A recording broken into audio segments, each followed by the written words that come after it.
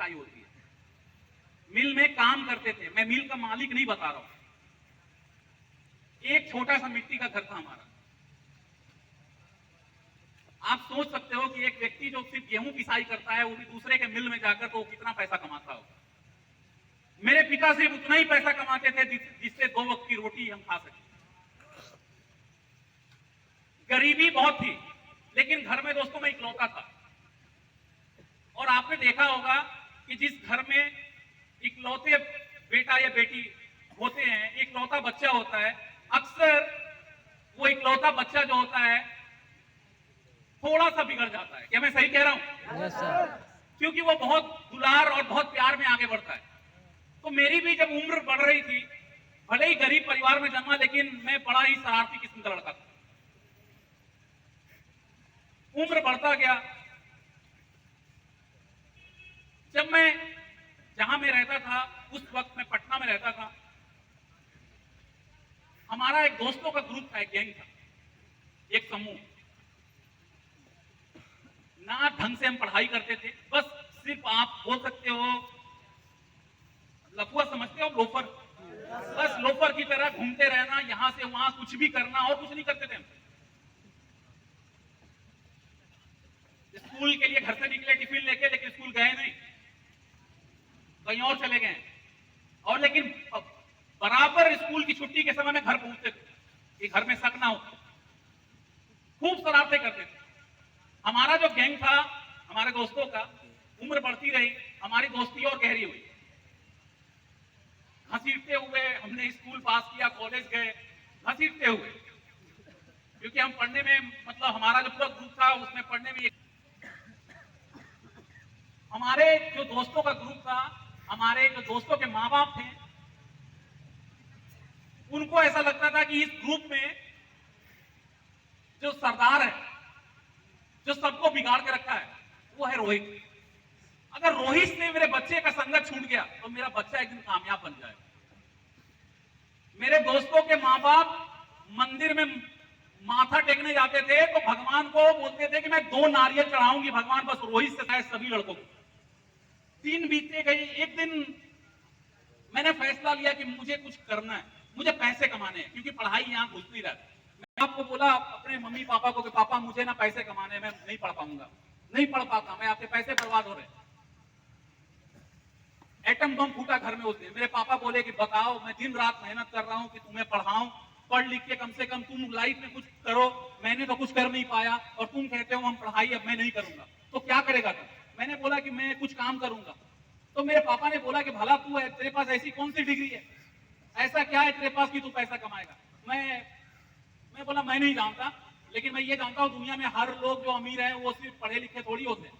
मैंने कुछ भी, मतलब उस वक्त पापा को राजी करने के लिए कुछ भी बोल रहा था मैं, कि किसी तरह ये मान जाए। तो मेरे पापा ने पूछा तू करेगा क्या? आज तक तू कभी पटना से बाहर गया है? मैं बोला नहीं गया तो नहीं हूं, लेकिन जाऊंगा ना, क्या दिक्कत है, कुछ ना कुछ ढूंढ लूंगा मैं। वो माने नहीं। मम्मी को समझाया, मम्मी तो एकदम डंडा लेके खदेड़ दिया कि मेरे से ये सब बात मत कर, तू अपने पापा से बात कर। और जब ये बात मेरे मोहल्ले में, मेरे कॉलोनी में लोगों को पता चला कि रोहित यहां से जाने की बात कर रहा है, खुशियों की लहर तोड़ दी। मेरे दोस्तों के माँ बाप खुश हो गए, अरे बाप रे बाप, अगर वो चल जाए तो मतलब सब लोग खुश हो जाएंगे। सब लोग पूरे ग्रुप बना के मेरे घर पे आए मोटिवेट करने के लिए, मेरे मम्मी पापा को, कि रोहित पे विश्वास करिए, अगर वो कहीं जाना चाहता है तो जाने दो, आप देखना वो एक दिन बहुत बड़ा आदमी बनेगा। और ये फॉर्मूला काम आया। मैं बहुत बाद में समझ पाया कि आखिर वो लोग इतने खुश क्यों हैं, लेकिन मेरा काम बन रहा था।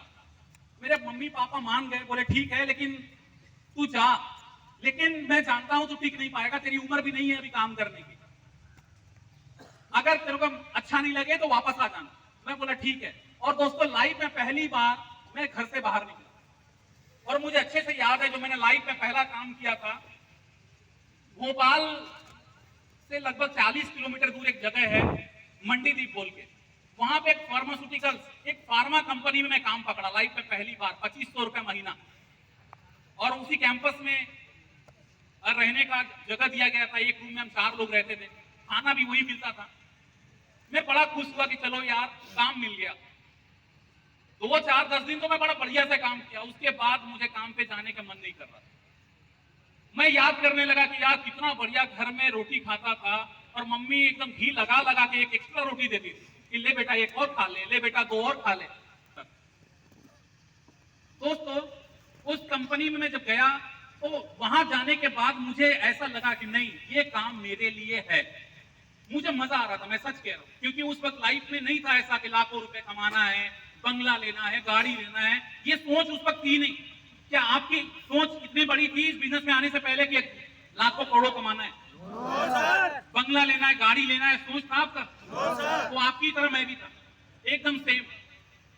मेरी सोच नहीं थी लाखों कमाने। पहला पैकेज मिला था, पैकेज नंबर 0178, जगदलपुर बोल के एक जगह, प्योर नक्सलाइट इलाका, नक्सल प्रभावित इलाका।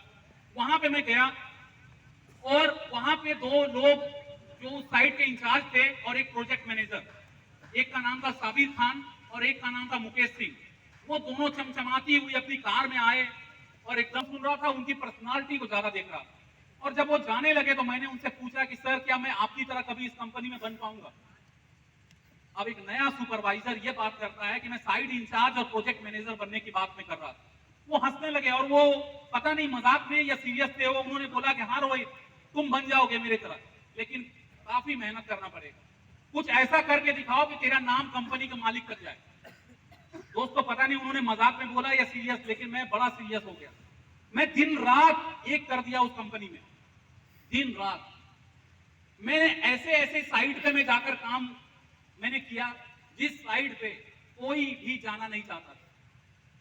ऐसे ऐसे बुरे दिन मैंने देखे हैं उस कंस्ट्रक्शन कंपनी में, क्योंकि अधिकतर हमारा जो साइट चलता था वो पूरी नक्सल प्रभावित इलाका था। मैं आपको बहुत गहराई से बता भी नहीं पाऊंगा जितने बुरे दिन मैंने उस कंपनी में देखा है। रोड का जो काम होता है ना दोस्त, बहुत गंदा काम होता है। और आपकी वो सड़क बनाने के लिए कोई बाहर दूसरे स्टेट की कंपनी आई है, आप उसको छोड़ते हो क्या? नहीं छोड़ते हो। वो कितना भी अच्छा रोड बना ले, आप 2 4 खरी खोटी उसको रोज सुनाते हो कि ये रोड नहीं चलेगा, ये सर कंपनी बेवकूफ बना रहा, कुछ भी। अगर आप बोलोगे नहीं सर मैं एक बहुत अच्छा इंसान हूं, मैं गाली नहीं देता, आप नहीं दोगे, लेकिन शाम में कोई ना कोई आ जाएगा, एक आध छोटा सा पौवा मार के देसी वाला टेढ़ा होके, हेलो, वो गाली दे देगा। तो मैंने कंस्ट्रक्शन कंपनी में देखा है, अलग अलग स्टेट में रोड बनाने जाता था, छत्तीसगढ़, मध्य प्रदेश, उड़ीसा, महाराष्ट्र, तेलंगाना। एक से एक लेटेस्ट जो अभी अभी नई नई गाली लॉन्च हुई है, सुनने को मिलता था मुझे। एकदम नई नई गाली, जिसका मैं अर्थ भी नहीं जानता, साला इसने क्या बोल दिया, लेकिन उसकी चेहरे को देख के पता चलता था कि ये गाली दे रहा है। दिन बीतते गए, लेकिन मैं इस बार हार नहीं माना, लगातार टिका रहा कि मुझे इस कंपनी में साइड इंचार्ज बनना है। मुझे अपनी वो 4 व्हीलर गाड़ी जिसको वो लोग चलते हैं, मुझे भी 4 व्हीलर गाड़ी चाहिए। 2 बार मेरा हाथ टूटा एक साइड पे, लेकिन फिर भी टिका रहा। कई सारे साइड ऐसे थे, मुझे याद है, कोंडा गांव, नहीं कोंडा गांव, उमरकोट, उन साइड पे ऐसा था जहां 7 साल से कंपनी रोड नहीं बना पा रही थी। दाम दंड भेद कुछ भी लगा के मैं प्रोजेक्ट कंप्लीट कर ही देता था, चाहे कुछ भी लग जाए, कहीं कैसे सेटलमेंट होगा, क्या करना पड़ेगा, जिसका रिजल्ट ये मिला। 3.5 साल बाद उस कंपनी में मैं साइड इंचार्ज बना। 3.5 साल बाद साइड इंचार्ज बना और सैलरी हुई 18,000 रुपए। 18,000 रुपए सैलरी मिलना स्टार्ट हुआ, लेकिन ये 18,000 रुपए बहुत कम था, कुछ नहीं था ये। असली कमाई तो मेरी हो रही थी साइड इंचार्ज बनने के बाद टेबल के नीचे से। आहा, वो दिन, उस वक्त के लिए वही सब कुछ था मेरे लिए दोस्त। आज भले ही लाइफ मेरी अलग हो गई है, लेकिन उस वक्त टेबल के नीचे से, आप समझ रहे हो टेबल के नीचे से कि नहीं समझ रहे हो? मैं आपको अच्छे से बताता हूँ, खुल कर। मेरे अंडर में 2 बिटुमिन प्लांट थे, डामर जो रोड आप जिस पे चलते हो आप, 2 बिटुमिन प्लांट थे मेरे अंडर में। और हर दिन हमारे साइड पे 2,500 से 3,000 लीटर डीजल रोज आता था।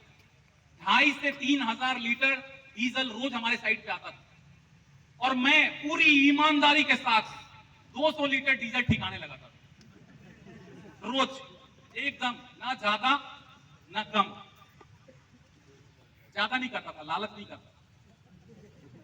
200 लीटर उस वक्त मुझे अच्छे से याद है, उस वक्त 35 रुपए लीटर डीजल था, अभी तो 100 रुपया है। 35 रुपए लीटर डीजल उस वक्त था, और मैं 30 रुपए बेचता था।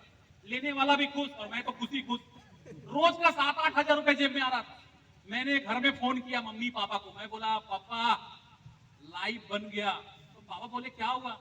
मैं बोला यार 18,000 रुपए सैलरी मिल रहा है और इतना ही नहीं, रोज का 8-10 हजार रुपए कमा रहा हूं। मैं बड़ा खुश था उस वक्त। मुझे लगा कि मैं दुनिया की सबसे अच्छी कंपनी में काम कर रहा हूं। कंपनी के जो हमारे मालिक थे, मैं उनका नाम नहीं लेना चाहूंगा, सुबह शाम फोन करते थे एकदम, मतलब इतना मुझे ऐसा लगता था कि मैं कितनी अच्छी कंपनी में काम कर रहा हूं जिस कंपनी के मालिक सुबह शाम काम फोन करते थे। शाबाश रोहित, कमाल कर दिया तुमने।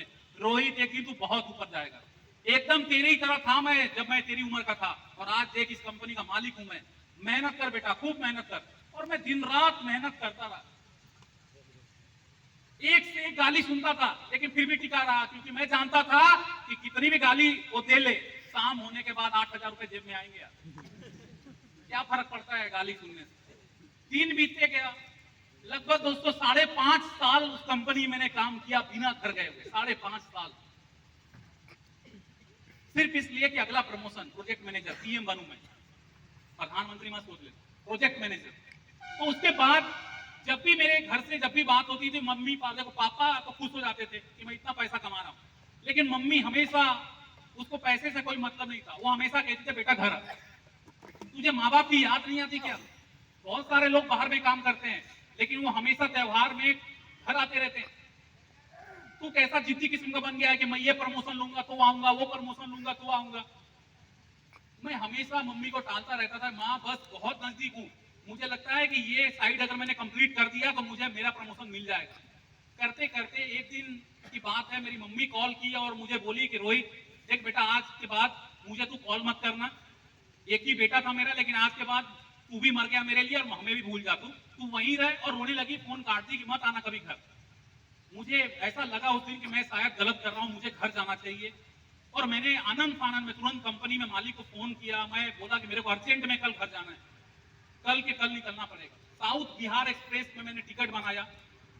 मैंने घर में कॉल किया मम्मी को, बोला माँ देख रो मत, मैं कल आ रहा हूँ, साउथ बिहार एक्सप्रेस ट्रेन पकड़ रहा हूँ और परसों मैं सुबह पटना उतर जाऊंगा। मम्मी बहुत खुश हुई। मम्मी बोली कि मुझे पता था इस बार मेरा चाल कामयाब होगा। देखो यार, आंसू कोई नहीं चाहता यार। मेरी माँ पहले से प्लान की हुई थी कि मैं रोऊंगी तो ये आएगा। तो मैं बोला परसों, मम्मी बड़ा खुश हुई, परसों तू आ, मैं तेरे पापा दोनों रेलवे स्टेशन आएंगे तुझे लेने के लिए। मैं भी बड़ा खुश था, काफी सारा मैं भी शॉपिंग सामान वामान खरीदा कि ये घर के लेके जाऊंगा। लेकिन होनी को कुछ और मंजूर था। मेरे हिस्से में उस दिन कुछ और मेरा वो दिल लिखा हुआ था।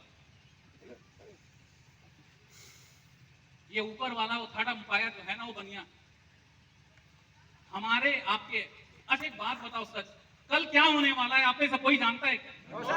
मैं भी, कोई दुनिया का कोई इंसान नहीं जानता कल क्या होने वाला है।